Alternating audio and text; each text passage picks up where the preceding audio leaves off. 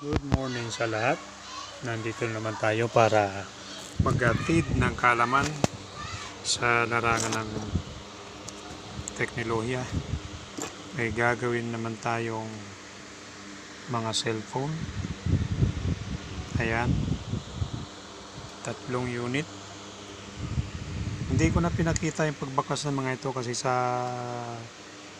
sobrang haba, mauubusan tayo ng oras. Ito. Ang issue ng J6 na to ay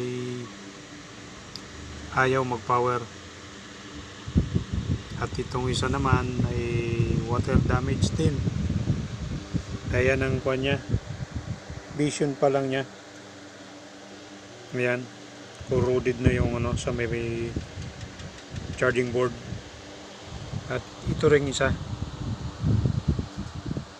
Ganon din ang issue. Ayan, yung mga asin-asin.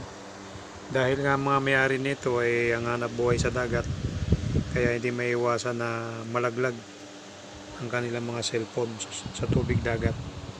So, tara at tingnan natin kung anong magiging resulta.